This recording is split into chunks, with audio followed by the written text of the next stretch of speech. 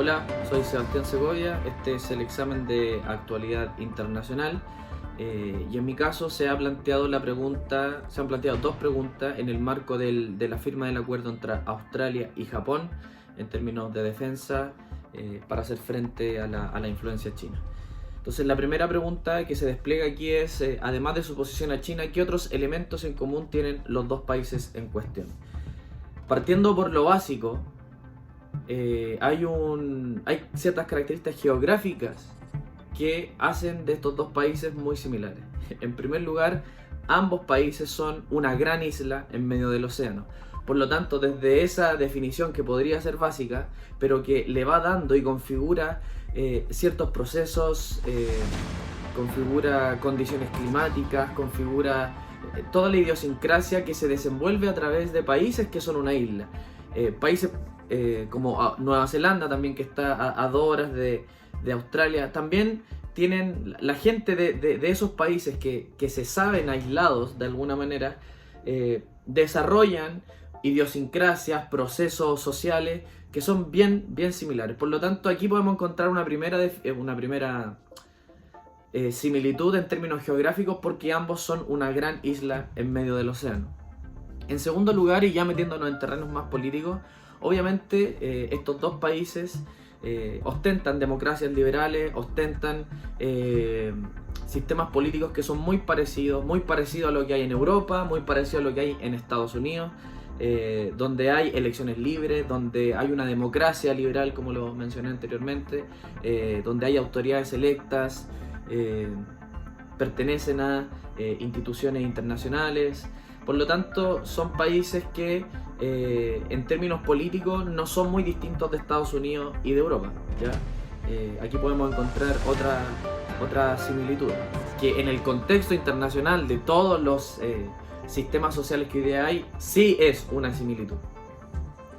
Y desde aquí nace como un subpunto, ¿ya? Una subsimilitud, que es que ambos son defensores y promotores de las instituciones multilaterales. O sea, ambos pertenecen a la ONU, ambos promueven de alguna manera todo lo que tiene que ver con estas cooperaciones o esfuerzos internacionales por asegurar la paz, por resolver las diferencias políticas y los conflictos por medios pacíficos, de pertenecer a instituciones que aseguren el desarrollo, el libre comercio, etcétera, etcétera. Entonces, aquí podemos encontrar otra similitud. En términos económicos, desde el 2015, ambos países, Australia y Japón, tienen vigente un acuerdo que es el Acuerdo de Colaboración Económica, ya denominado JAEPA, que lo que busca también es en ciertas mercancías que son sensibles para la producción de energía. Recordemos que al ser una isla, por ejemplo, Japón importa el 90% de la energía que utiliza.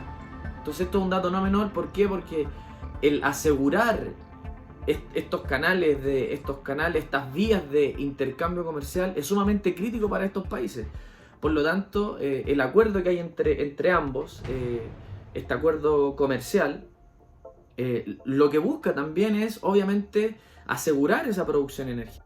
Y recordemos también que ambos países tienen el compromiso de reducir a cero las emisiones de CO2 de aquí al 2040. Por lo tanto, de aquí la necesidad de esta unión, la necesidad de suscribir estos acuerdos comerciales y tener de alguna manera asegurada su importación y su producción energética, ¿ya? No podemos dejar de lado otra similitud, porque recordemos que cualquier país que busque, digamos, el desarrollo y busque generar acuerdos con otros países siempre tiene que estar atento a lo que produce el eje entre China y Estados Unidos. Por lo tanto, de aquí podemos encontrar una similitud, que tanto Australia como Japón tienen un vínculo con Estados Unidos, y Estados Unidos con él también, porque son relaciones diplomáticas de carácter bilateral.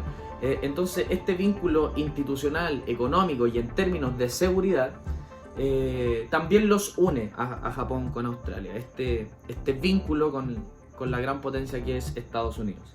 Finalmente, como todo tiene que ver o con China o con Estados Unidos, la posición que tienen ambos países frente a China también es un punto de encuentro, es un punto común, porque de hecho el acuerdo que firman el año pasado, el 22 de octubre del año 2022, tiene como objetivo principal hacer frente a la influencia que genera China en todos los canales, en todas las zonas geográficas en donde se despliega el libre comercio, en donde se despliega, perdón, el comercio, el intercambio de mercancías. Por lo tanto,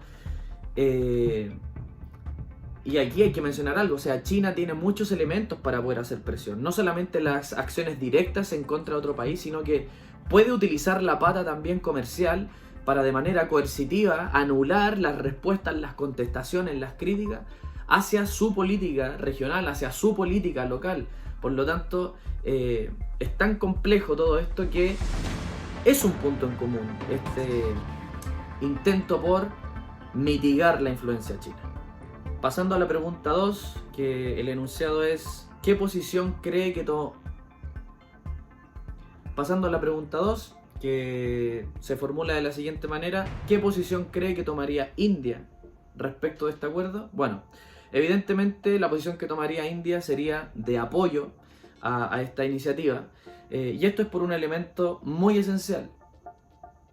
India también, como nación emergente en vías de ser una gran potencia de aquí a un par de décadas más, por razones que ya se han estudiado en este taller, que tiene que ver con la fuerza laboral que tiene concentrada en sectores muy jóvenes de la población, su plan nacional de inteligencia artificial, el crecimiento exponencial de su economía, etcétera, etcétera.